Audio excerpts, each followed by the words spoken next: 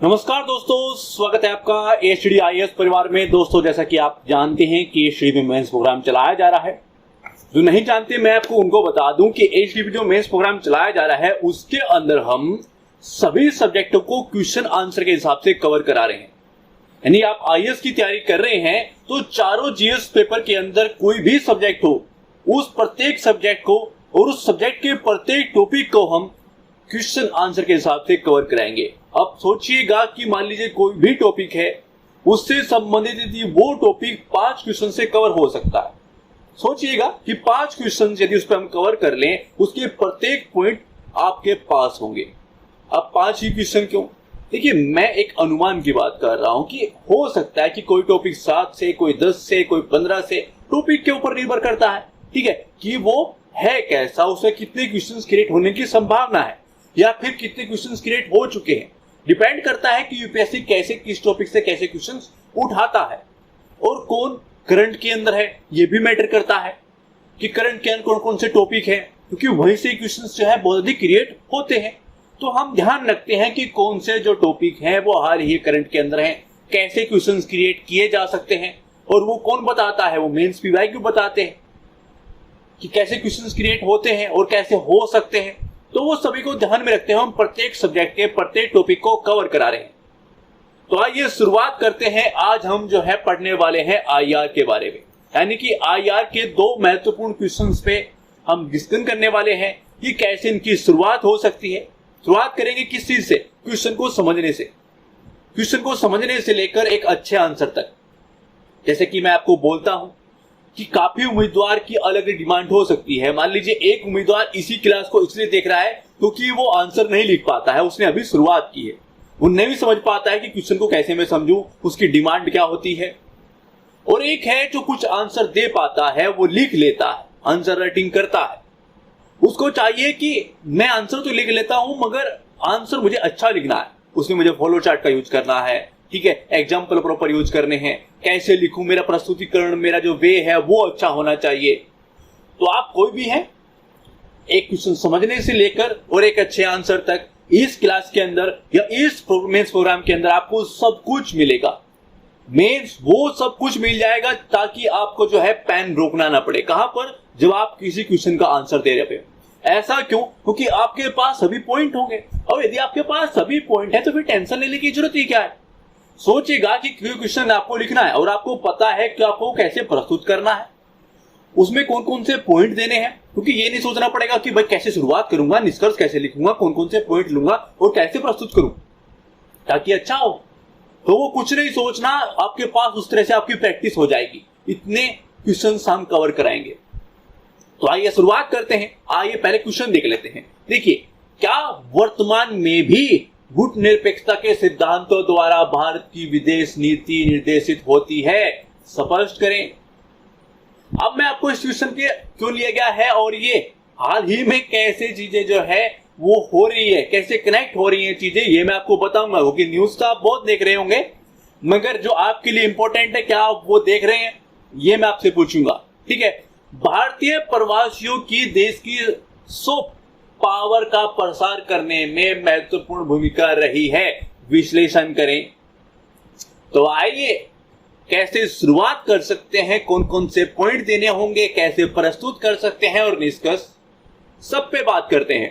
पहले बात करेंगे क्वेश्चन पे। क्वेश्चन को मैं एक बार फिर से आप लोगों के लिए रिपीट कर देता हूं। देखिए, क्या वर्तमान में भी कूटनिरपेक्षता के सिद्धांत द्वारा भारत की विदेश नीति निर्देशित होती है? स्पष्ट करें। क्वेश्चन कहां से है? हमारी वर्तमान में किस तरह की विदेश नीति है और गुट निरपेक्षता के जो सिद्धांत थे, जो आंदोलन चलाया गया था, जो मूवमेंट था, ठीक है, उससे संबंधित क्या आज वही सिद्धांत हमारी विदेश नीति को निर्देशित करते हैं तो कहां तक?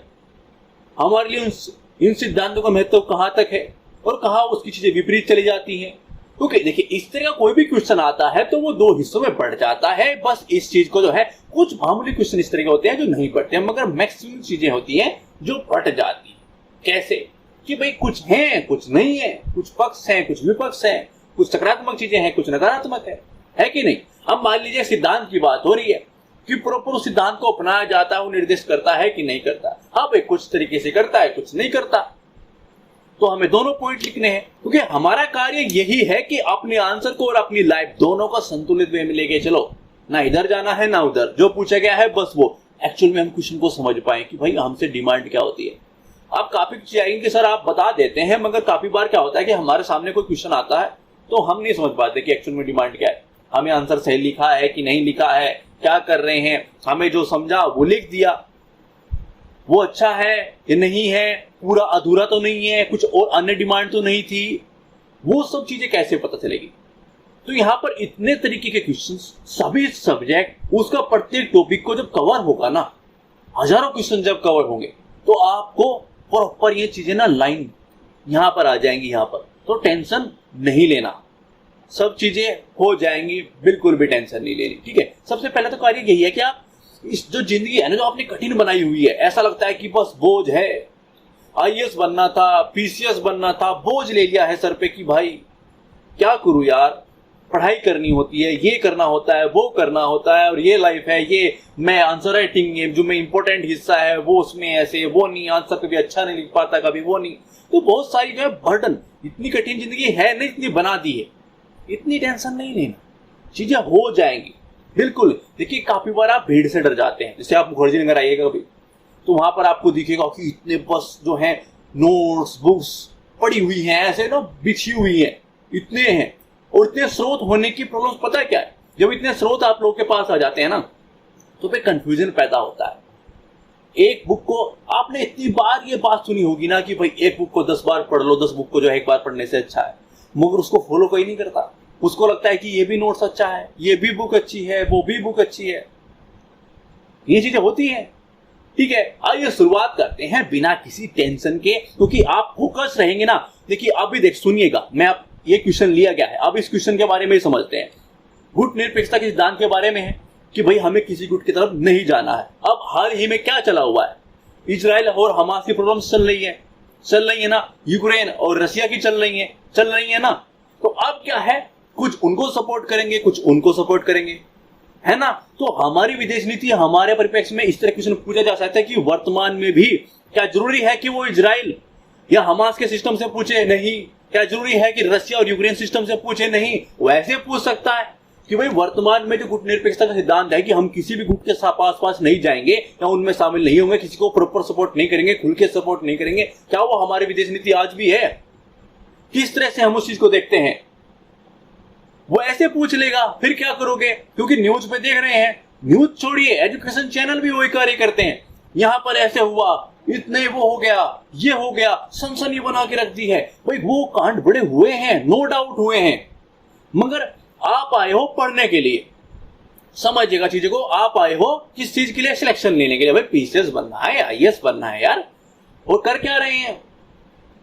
किसी की उसने ये बोला है, देखो आप रील देख रहे हैं, मस्त तरीके से उसने ये बोला है, एजुकेशनल की एक नई वीडियो आई है, उस चीज के ऊपर उसको थोड़ा सा बताया है कि कैसे हो रहा है हमास फलाना, ये वो चीजें, उसने इतनी बमबारी की है, उसने इतनी की है। वाकई एग्जाम है, समझिएगा, सोचिएगा, ठीक है, कि ये इंपॉर्टेंट है या क्या चीज इंपॉर्टेंट है। आइए शुरुआत करते हैं। देखिए नाम का मतलब गुट निरपेक्ष क्या आंदोलन के बारे में बात हो रही है, ठीक है, उसके आंदोलन के बारे में बात हो रही है, जो काफी कंट्री आगे उसके बारे में, उसको हम शॉर्ट फॉर्म में क्या बोलते थे? NAM, ठीक है।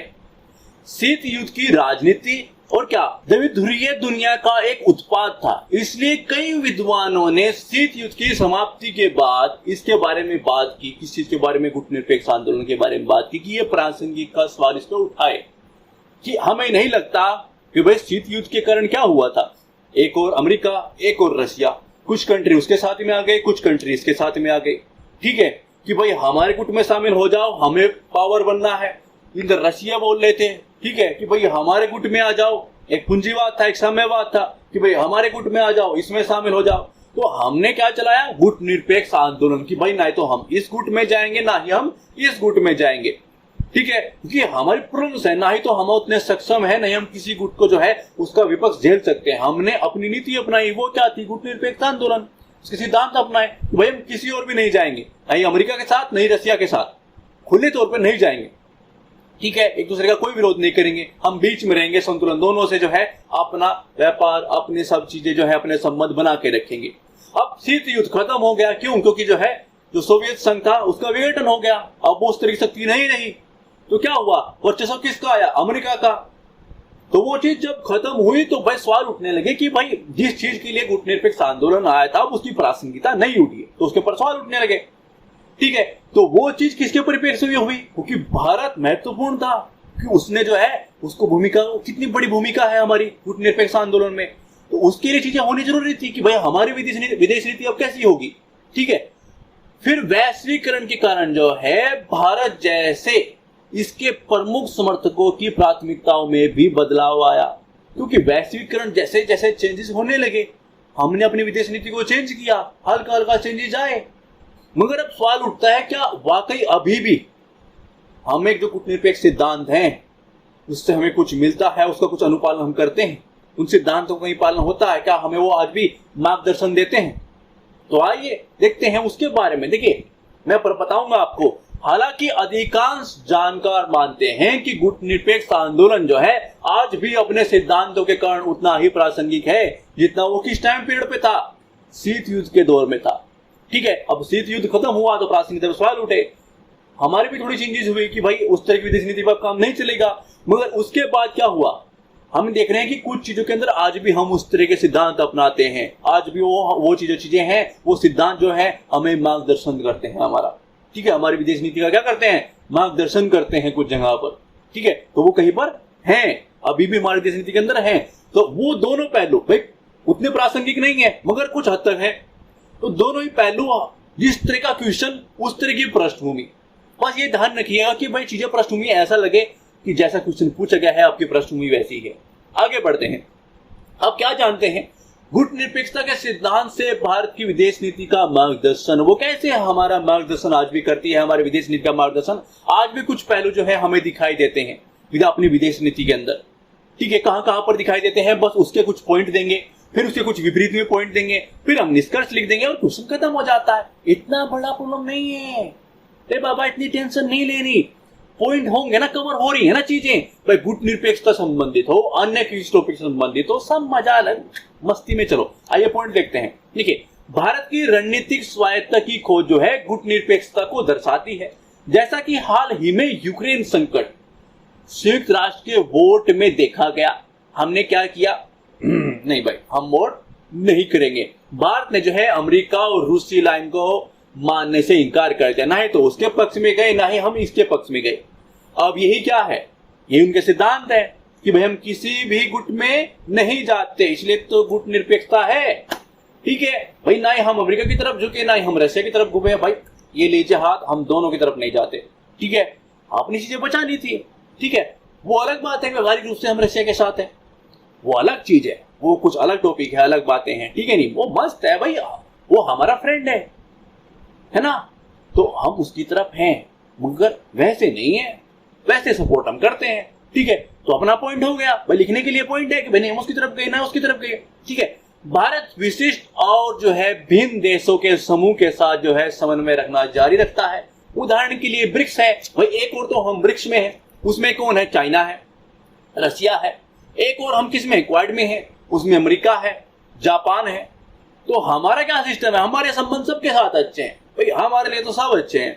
एक और जो है रशिया और चाइना है, जो साम्यवाद से संबंधित है। एक और जो है पूंजीवाद है, अमेरिका है ना।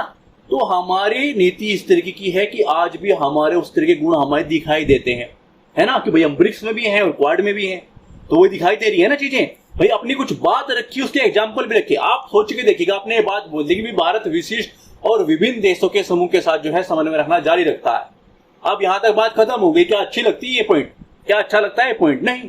उदाहरण के लिए ब्रिक्स और क्वाड, आपने प्रॉपर एग्जाम्पल दिए कि भाई एक और ब्रिक्स है, एक और क्या है, इस तरह का संगठन है, दोनों विपरीत हैं मगर हम दोनों में हैं, है ना। तो इस तरह के पॉइंट अपने एग्जाम्पल प्रॉपर चीजें बताता चलना है। आगे बढ़ते हैं। भारत में अमेरिका के साथ जो है असैन्य परमाणु समझौते पर हस्ताक्षर किए और रूस के साथ जो है कुंडनकुलम परमाणु ऊर्जा परियोजना का निर्माण किया। इजराइल, संयुक्त अरब अमीरात, चीजें चल रही है ना वहां पर। एक और इजराइल है, संयुक्त अरब अमीरात है, ईरान है। इजराइल और ईरान देखते हो आपस में किस तरीके हिसाब किताब है उनका। ठीक है, तो के साथ जो है भारत के संबंध यह भी दर्शाते हैं कि कैसे गुटनिरपेक्षता भारत के लिए रणनीतिक लाभ को अधिकतम करने के लिए जारी है। आज भी जो है हमें मार्गदर्शन देती है, उसके पहलू आज भी हमारे अंदर हैं कि हमारे संबंध किसी गुट के प्रॉब्लम नहीं है। हमें एक और ईरान हो, एक और इजराइल हो, हमारे दोनों के साथ संबंध है। एक और अमेरिका हो, एक तरफ रशिया हो, हमारे दोनों के साथ संबंध है ना। तो पॉइंट है, बस ऐसे पॉइंट देने हैं। कितनी बड़ी बात है, पूरा दिन आप इस तरह की चीजें देखते हैं, यहाँ पर सीधे पॉइंट मिलने हैं, इतनी टेंशन नहीं लेनी। ठीक है, नॉर्मल से तो पॉइंट है, नॉर्मल बात करनी है कि एक तरफ ब्रिक्स है, एक तरफ क्वाड है। ठीक है भाई, दोनों एग्जांपल है, समझ में हम दोनों के साथ रखते हैं। हमारा रशिया के साथ भी संबंध है, हमारा अमेरिका के साथ भी है, हमारा इजराइल के साथ भी है और हमारे ईरान के साथ भी है। तो नॉर्मल से चीज हुई, एक पॉइंट हो गया ना यार।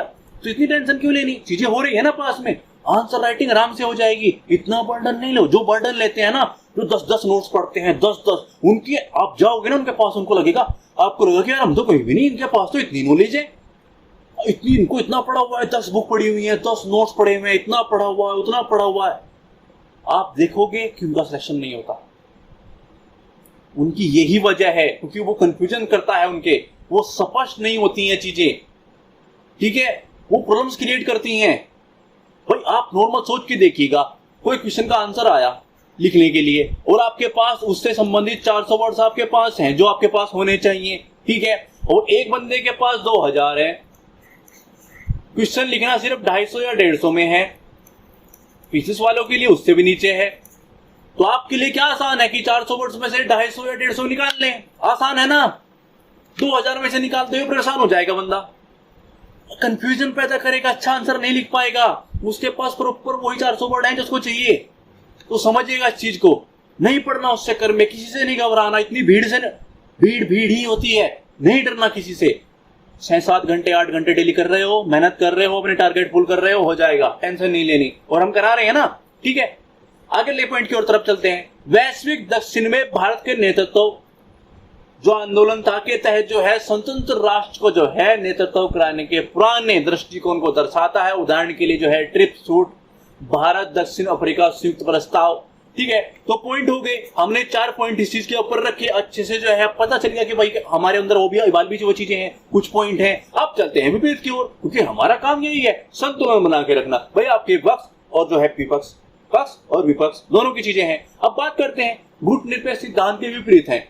क्या क्या विपरीत है? देखिए, भारत की विदेश नीति जो है गुटनिरपेक्षता की अपेक्षा स्वयं के हितों को आगे बढ़ाने में वास्तविक राजनीति से प्रेरित है। उदाहरण के लिए भारत की SCO सदस्यता आंशिक रूप से भारत के खिलाफ चीन और पाकिस्तान के संरक्षण का मुकाबला करने के लिए प्रेरित है। ये दोनों बंदे बिगड़े तो हम दोनों को घुस भरेंगे।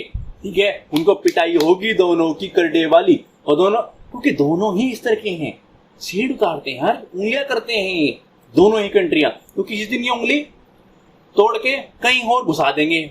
जो इंडियन आर्मी है ना, वो कार्य करना बहुत अच्छे से जानती है। किसी दिन होगा इनके साथ ये पंगा जरूर होगा। जो उंगलियां करते रहते हैं ना इंडिया को, एक किसी दिन उंगली टूटेगी और कहीं और जाएगी, जो बहुत तकलीफ देगी इनको। ठीक है, अगले पॉइंट की ओर बढ़ते हैं। पश्चिमी ब्लॉक के साथ भारत के रणनीतिक संबंध मजबूत हो रहे हैं, जैसे USA से हथियार के आयात का बढ़ता हिस्सा या भारत में जापानी निवेश की बढ़ती प्रवृत्ति। ठीक है, तो पॉइंट है ना कि भाई ये चीजें कैसे बढ़ रही हैं, समझ में आ रहा है ना पॉइंट कैसे देने हैं। पॉइंट जा भी रहे हैं, अब इस्तेमाल करो। कूटनीति सिद्धांत के विपरीत कोई पॉइंट देने हो तो लो दीजिए। हम अपनी विदेश नीति के बारे में पक्ष में देने हो तो वो आपके पास है। तो भाई साहब क्वेश्चन साफ बना के कैसे भी पूछे, आपके पास चीजें रहेंगी, बस वो आपके लिए इंपॉर्टेंट है। भारत प्रशांत क्षेत्र में जो है चीनी प्रभाव का मुकाबला करने के लिए वैश्विक आपूर्ति श्रृंखला और चतुर्भुज सुरक्षा यानी कि क्वाड की बात हो रही है। घबरा मत जाना कि ये कौन सा ये बना दिया, क्वाड की बात हो रही है। ठीक है, जिसके अंदर कौन है? अमेरिका है, भारत है, ऑस्ट्रेलिया है, जापान है। इतनी बड़ी बात, नॉर्मल सी चीज थी। ठीक है, वार्ता के जो है पुनर्संरेखण के तलाश के लिए जो है आपूर्ति श्रृंखला लचीलापन पहल जैसे हितधारी साझेदारी की जो है बहुसंरेखण का अनुसरण कर रहा है। अगला पॉइंट क्या है कि भारत अब गुटनिरपेक्षता के जो है हर धर्मिता से बंधा नहीं है। उदाहरण के लिए इजराइल और फिलिस्तीन संबंधों का डिफाइनेशन, हम अभी इजराइल में गए, हमारे प्राइम मिनिस्टर अब से पहले जो है, मोदी से पहले जो है कोई भी इजराइल में नहीं गए थे। अब गए और हम फिलिस्तीन से मिलने की नहीं गए। हाल ही में हमने ट्वीट करके संवेदनाएं जाहिर की कि भाई जो हमला हुआ है इजराइल पे, अपने पॉइंट लीजिए वहां से कि कैसे हम उस चीज को इस्तेमाल कर सकते हैं। ठीक है, हाल ही में हमला हुआ इजराइल के ऊपर हमास के द्वारा, तो क्या है, हमने संवेदनाएं प्रकट की कि जो वहां पर है और हमारे लिए इंपॉर्टेंट भी है। इजराइल हमारे लिए आज कितना इंपॉर्टेंट है हम सब जानते हैं। तो हम वो नीति हम अपना रहे हैं, जाते हैं प्रॉपर सबके सामने अपने संबंध को जाहिर करते हैं इजराइल के साथ, खुले तौर पर कार्य कर रहे हैं उनके साथ, तो वो चीजें आ रही है सामने। ठीक है, तो वो पॉइंट का इस्तेमाल करना, क्योंकि आपको एग्जाम निकालना है, फालतू की चीजों में मत पड़ो। आगे बढ़ते हैं निष्कर्ष की ओर। भारत तेजी से बढ़ती बहुध्रुवीय दुनिया में एक लचीली विदेश नीति का पालन कर रहा है, लेकिन जो है सामरिक स्वायत्तता का लक्ष्य जो है गुटनिरपेक्षता के सिद्धांत से प्रेरणा लेना जारी रखता है। भारत को अपने हितों के अनुरूप एक संतुलित विदेश नीति का आगे बढ़ाने के लिए बहुसंरेख के पुल एंड पुश कारकों का प्रबंधन करना चाहिए। ठीक है, हम उनके प्रति भी रहेंगे, जो सिद्धांत है गुटनिरपेक्षता के उसके प्रति भी चीजें हमारे अंदर हैं, मगर जहां पर जरूरत पड़ेगी हम उसके बंधन भी तोड़ के आगे बढ़ जाएंगे। ठीक है, तो एक क्वेश्चन पूरा हुआ, आइए अगले की ओर बढ़ते हैं। भारतीय प्रवासियों की देश की सॉफ्ट पावर का प्रसार करने में महत्वपूर्ण भूमिका रही है, इसका हमें विश्लेषण करना है। तो आइए शुरुआत करते हैं। देखिए, सॉफ्ट पावर संस्कृति, विचारों, नीतियों आदि जैसे वास्तविक लेकिन अमूर्त तत्वों के माध्यम से अन्य देशों को प्रभावित करने की क्षमता है। ठीक है, क्या करने की? प्रभावित करने की क्षमता है। कई विकसित देशों में भारतीय डायस्पोरा का मतलब क्या होता है समझते हो ना, प्रवासी। ठीक है, सबसे अमीर अल्पसंख्यकों में से एक है, और ऐसे वर्ड्स आप जो है देवनागरी लिपि में यूज कर सकते हो, कोई प्रॉब्लम नहीं है। ठीक है, समझ रहे हो, कर सकते हैं, ज्यादा मत कीजिएगा, एक दो आराम से कर सकते हैं बहुत बेहतरीन तरीके से, और जो विचार तो उसको तो बिंदास कीजिए, टेंशन नहीं लेनी। ठीक है, प्रवासी कूटनीति के माध्यम से जो है वे लाभ अर्जित कर रहे हैं, जिससे वे अपने ग्रह यानी कि भारत, जैसे कि भारत है, हमारे जो नागरिक हैं वो बाहर गए हुए हैं। ठीक है, तो हमारे ग्रह यानी कि भारत की बात हो रही है, और जो प्रवासी हैं देशों के बीच सेतु निर्माण करते हैं, आपस में जो संबंध है वो बनाते हैं, प्रगाढ़ करते हैं उस चीज को। ठीक है, उसको रूप देते हैं, उसके रूप में रहने में कार्य अपनी भूमिका निभाते हैं। तो शुरुआत हो गई। अब पॉइंट की बात करते हैं, महत्व के बारे में बात करेंगे, उस चीज के बारे में कि भाई क्या क्या महत्व है। ठीक है, उसके पॉइंट में बात करेंगे। तो ऐसे आप प्रस्तुत कर सकते हैं, तो पॉइंट टू पॉइंट बात करेंगे। ठीक है, तो शुरुआत करते हैं। भारतीय प्रवासी भारत की तुलना में मेजबान देशों की विदेश नीति को प्रभावित करने में मदद करते हैं। जैसे प्रवासी भारतीयों ने जो है यूएसए में भारतीय यूएसए सैन्य परमाणु समझौते के लिए सफल पैरवी की, तो भूमिका निभाई ना, तो बस वो पॉइंट हो गया। आपके पास पॉइंट है कि महत्व के बारे में बात करेंगे तो हम ऐसे कर सकते हैं। ठीक है भाई, उन्हें बोला कि सॉफ्ट पावर में महत्वपूर्ण प्रसार, उनको सॉफ्ट पावर को प्रसार करने के लिए महत्वपूर्ण भूमिका निभाते हैं, तो वो कैसे निभाते हैं, वो कैसे कैसे निभाते हैं, उनके क्या महत्व है उस चीज में, तो उसके कुछ पॉइंट दोगे। फिर किससे बल्कि उनकी कुछ सीमाएं हैं, उनकी क्या है, उनकी कुछ सीमाएं हैं, तो बस कुछ पॉइंट उस पर दोगे और फिर निष्कर्ष और बात खत्म हो जाती है। और प्रस्तुतिकरण आपके सामने है, आप लैपटॉप पे देख रहे हैं, चाहे फोन पे देख रहे हैं, आप जैसे भी देख रहे हैं, आपको मजा आ रहा है तो मजा लीजिए, फालतू की टेंशन नहीं लेने का। ठीक है, अगला पॉइंट देखते हैं। पश्चिमी एशिया में कम कुशल श्रमिकों के प्रवास ने भारत में पर्सनल बेरोजगारी को कम करते हुए, एक तो यहाँ पर पर्सनल बेरोजगारी कम हुई, दूसरी मेजबान देशों में बुनियादी ढांचे के निर्माण में मदद की है। यहाँ पर एक प्रॉब्लम सोल्व की, एक प्रॉब्लम उनकी सोल्व कर दी, तो एक पॉइंट हो गया ना। ठीक है, आइए आगे बढ़ते हैं, अगला पॉइंट देखते हैं। देखिए, डायस्पोरा यानी कि जो हमारे प्रवासी हैं, ये भारत के सांस्कृतिक उत्पादों जैसे कि भारतीय व्यंजन है, मस्त तरीके से भारतीय फिल्में हैं, देखते होंगे आप लोग भी। ठीक है, योग आदि के जो है निर्यात में मदद की है। उदाहरण के लिए जो है यूके में चिकन टिक्का मसाला, बकवास नहीं, चिकन टिक्का मसाला की जो है लोकप्रियता, अब वहां पर वो लोकप्रिय हो गया, कुछ अन्य चीज लोकप्रिय हो जाते हैं खाने की। ठीक है, तो वो होती हैं। ठीक है, यूएसए में बॉलीवुड और मलेशिया में जो है तमिल फिल्में, ये क्या है, ये संबंध बनाती हैं, एक दूसरे की संस्कृति को जानने में मदद करती हैं, उनको जानने में मदद करते हैं, जिससे संबंध प्रगाढ़ होते हैं। ठीक है, सांस्कृतिक रूप से हर चीज भूमिका निभाती है संबंध बनाने में। ठीक है, उनको क्रिएट करने में, उनको एक स्तर तक ले जाने में, और वो प्रवासी कैसे निभाते हैं, बस वो हमको देख रहे हैं कि कुछ चीजें यहाँ की, कुछ चीजें वहां पर कैसे फेमस हो रही हैं, मूवियां जा रही हैं, कुछ लोग जाते हैं और फिर वहां पर देखते हैं वो वोटर भी तो है ना भाई, इतनी बड़ी जनसंख्या में वहां पर रहते हैं, वो वोटर भी हो जाते हैं, तो वो भूमिका निभाते हैं। किसी देश से हमें संबंध जो है प्रगाढ़ होगा कि भाई यहाँ पर इतने नागरिक कहाँ के रहते हैं, कहाँ के, भारतीय से संबंधित हैं, तो उनको अच्छा होना कि भाई उनको अपने से शामिल करना, वो चीजें हो रही हैं। और कैसे हो रही हैं अब देखते हैं उसका पॉइंट। देखिए, अन्य देशों में सीईओ, डॉक्टरों और कानून का पालन करने वाले जो है नागरिकों के रूप में भारतीयों के बारे में सकारात्मक स्टीरियोटाइप को बढ़ावा देते हैं, क्योंकि वे भारत की सांस्कृतिक राजदूत के रूप में कार्य करते हैं।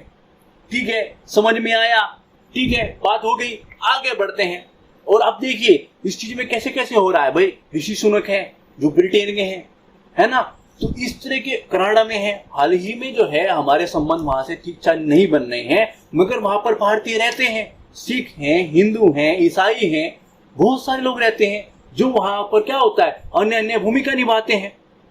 तो वहां पर उनके जो है वहां पर जो हमारे नागरिक हैं, हमारे जो प्रवासी हैं, जो लोग वहां पर रहते हैं, उनके आके नागरिक हो गए, मगर हमसे संबंध है, तो वहां पर रहते हैं, उनसे संबंध क्या है प्रगाढ़ होते हैं, वहां पर उनकी प्रशासन में कार्य करते हैं। समझ रहे हो? और इस तरह के लोग सामने आना, तो वो चीज कैसे जो है संबंध को प्रगाढ़ करती है।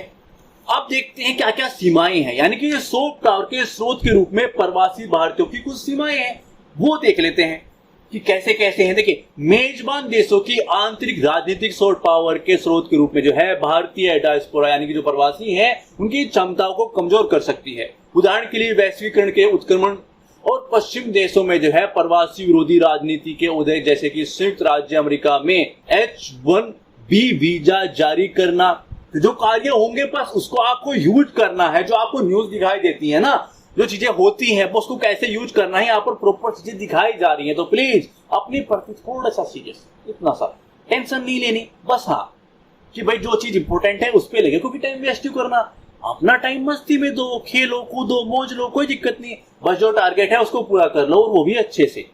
और हमारे लिए क्या जरूरी है, आपके लिए क्या जरूरी है, बस वो देख लो। अगला पॉइंट देखते हैं। खराब और जो है अनियमित सेवा शर्तों और नागरिकता की जो है कमी के कारण जो है खाड़ी देशों में प्रवासी भारतीयों की बेहतर के लिए जो है भारतीय राज्य में सुरक्षात्मक भूमिका की आवश्यकता है।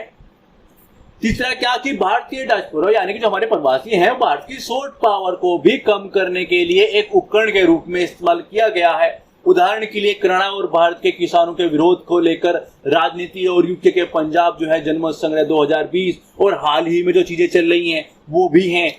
तो बस उसका पॉइंट आप यूज कर लेना, चीजों को यूज करना सीखो कि भाई हाल ही में चीजें हुई, एजुकेशन चैनल हो चाहे न्यूज चैनल हो, अपने टारगेट पे रहो, बाकी मस्तियां करो यार, कोई टेंशन नहीं। ठीक है, अब बात करते हैं निष्कर्ष पर। भारत की सॉफ्ट पावर में जो है डायस्पोरा का योगदान देश की मजबूत अंतर्राष्ट्रीय संबंध बनाने और दुनिया भर में अपना प्रभाव दिखाने में मदद कर सकता है। भारत की सॉफ्ट पावर प्रवासियों भारतीयों की मदद कर सकती है, और जैसा कि यूक्रेन संकट के दौरान भारतीय छात्रों के बचाव में देखा गया है, और उनके प्रमुख दूर को देखते हुए प्रवासी भारतीयों के हितों और भलाई को भारत के लिए विशेष चिंता का विषय होना चाहिए। तो बार बार मैं आपको ये बोलता हूं कि भाई साहब निष्कर्ष हमेशा पॉजिटिव लिखो, ऐसा लिखो कि आगे कुछ रहा हो रहा है, कुछ पॉजिटिविटी आ रही है, ये अच्छा हो जाए, इसमें ये सुधार हो जाए तो बस मजा आ जाए, यानी कि इस तरह का कुछ अंदर से आना चाहिए। ठीक है, बाकी टेंशन नहीं लेनी, कैसे शुरुआत होगी, कैसे निष्कर्ष होगा, पॉइंट कौन कौन से होंगे, वो कैसे देने हैं, प्रस्तुत कैसे करना है, प्रवाह कैसे लाना है, बाकी सब चीजें हो जाएंगी। टेंशन नहीं लेनी, बस अपने टारगेट को अचीव करते रहिए, नियमित रूप से पढ़ते रहिए, खुश रहिए, स्वस्थ रहिए और मस्त रहिए। ठीक है, और प्लीज वीडियो को शेयर कर दिए, क्योंकि इससे पुण्य कमाया जाता है, तो कुछ पुण्य कमा लो। ठीक है, वो अच्छा रहता है, तो पुण्य कमाओ, कुछ लोगों की हेल्प करो ताकि उन लोगों तक चीजें जाएं, उनको कुछ हेल्प हो जाए, तो प्लीज शेयर। ठीक है, थैंक्स फॉर वॉचिंग, धन्यवाद।